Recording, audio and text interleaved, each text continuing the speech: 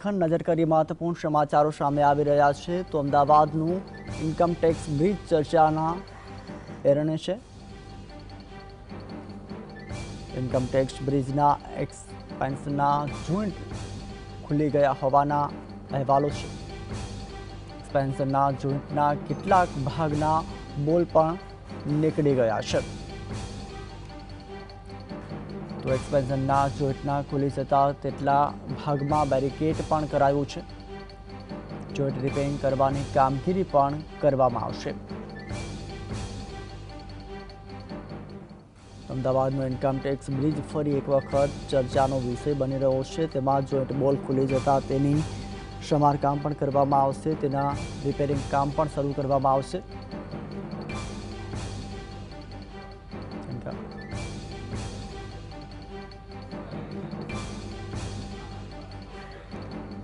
એક્સપેન્શનના જોઈન્ટના ખુલી જતા તેટલા ભાગમાં બેરિકેડ લગાવવામાં આવ્યું છે અને કામ પણ શરૂ કરવામાં આવશે।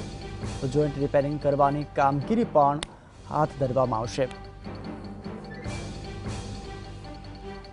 અમદાવાદનું ઇન્કમ ટેક્સ બ્રિજ ફરી એક વખત ચર્ચામાં આવ્યું છે। વારંવાર બધા બ્રિજને લઈને ચકાસણી કરવામાં આવતી હોય છે, ત્યારે ઇન્કમ ટેક્સ બ્રિજના એક્સપેન્શનના જોઈન્ટ ખુલી ગયા હોવાના અહેવાલો છે, જે બાદ એક્સપેન્સ જોઈન્ટના કેટલાક ભાગમાં બોલ પણ નીકળી ગયા હોવાના પણ અહેવાલ છે।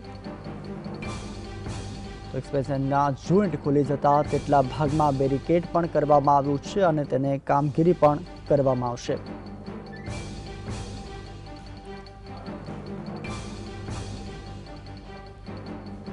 અમદાવાદનું ઇન્કમ ટેક્સ બ્રિજ ફરી એક વખત ચર્ચાનો વિષય બન્યો છે। ઇન્કમ ટેક્સ બ્રિજ પર વધુ એક ખામીઓ સર્જાતી હોવાના અહેવાલો છે।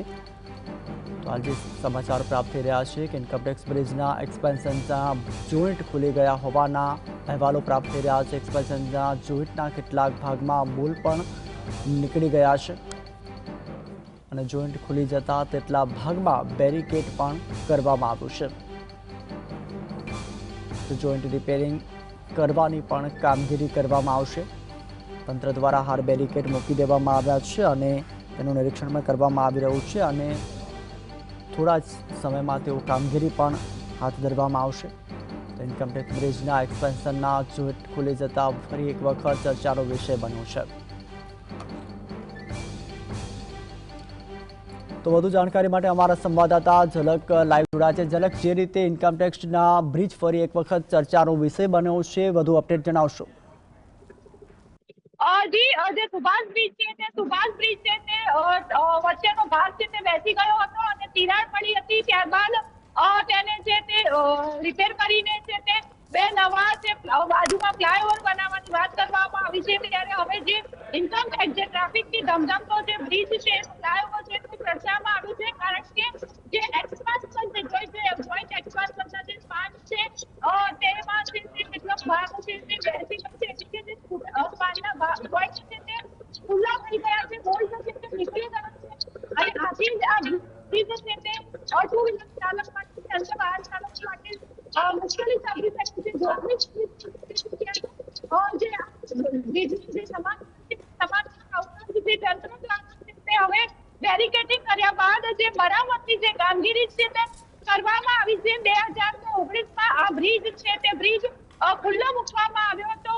કેન્દ્રીય ગૃહમંત્રી અમિત શાહ છે તેઓના દ્વારા આ બ્રિજનું લોકાર્પણ કરવામાં આવ્યું હતું। બ્રિજ બને 6 વર્ષ થયા છે, ત્યારે આ પ્રકારનું જે જોઈન્ટના એક્સપાન્શન છે જે ભાગ છે તે ખુલી ગયો છે, બોલ્ટ ખુલી ગયા છે। ત્યારે સવાલ એ થાય કે જો આ બાબત સામે ના આવી હોત તો કદાચ દુર્ઘટના સર્જાય તો જવાબદાર કોણ?